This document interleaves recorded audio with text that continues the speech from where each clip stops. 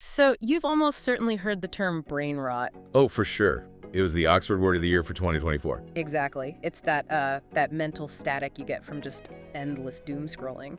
But we're not just here today to talk about the problem. No, we're tracking the cure. We're looking at this rebellion, really, led by Gen Z and millennials who are making this strategic retreat from being constantly connected. It's a fascinating shift. And for this deep dive, we've pulled reports from Virtu, Technavio, and Mashable, plus some sociological analysis. And the main takeaway? Well, it's not that people are becoming Luddites. They're becoming, I think, strategists.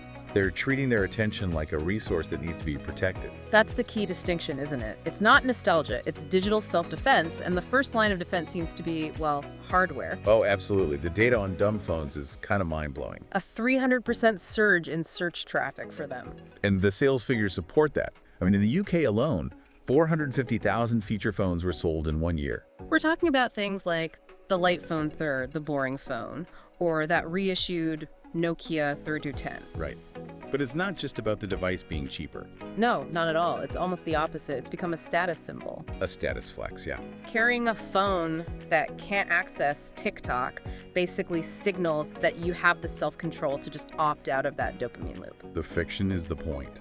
But, people can't always just swap out their main device, so they're getting creative. They're hacking their own environment. Which brings us to the literal landline trend. I love this. It's brilliant. People are physically tethering their smartphones to one spot in the house, like chained to a desk. Or just leaving it on a charging stand in the hall and putting it in landline mode. It sounds a bit extreme, but it's solving a spatial problem, Yeah. If your internet access is physically stuck in the hallway, it can't follow you to the dinner table. It stops the phone from being like an extra limb. But this whole rebellion goes way beyond just phones. The data from Mashable shows a huge shift in where people are spending their time. The revival of the third place. Exactly, that space that isn't home and isn't work. For so long, the internet was that third place. But now, young people are reclaiming physical spaces.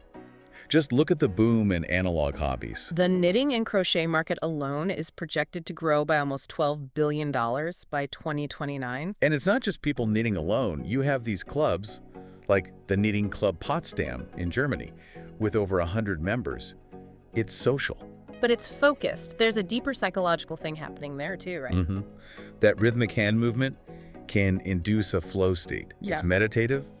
It actually helps regulate stress and can aid neuroplasticity. So the complete opposite of the scattered attention you get from scrolling through shorts. And it creates something tangible. I think we're seeing human-made become a premium label, almost like organic. Which leads to the bigger economic picture here. Okay. This idea of offline is the new luxury. Right. We're moving from conspicuous consumption to what the reports are calling conspicuous non-communication. Being unreachable is the new status symbol. Silence is expensive now.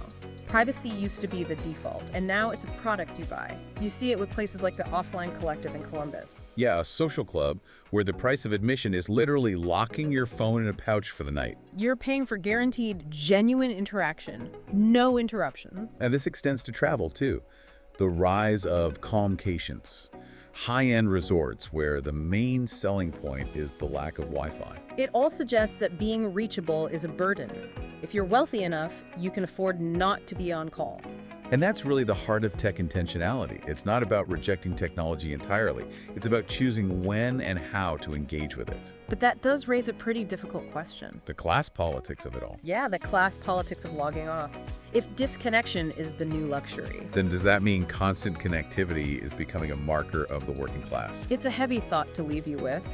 But if the ability to have privacy, to think without digital interruption, becomes a privilege only the wealthy can afford. What does that mean for everyone else?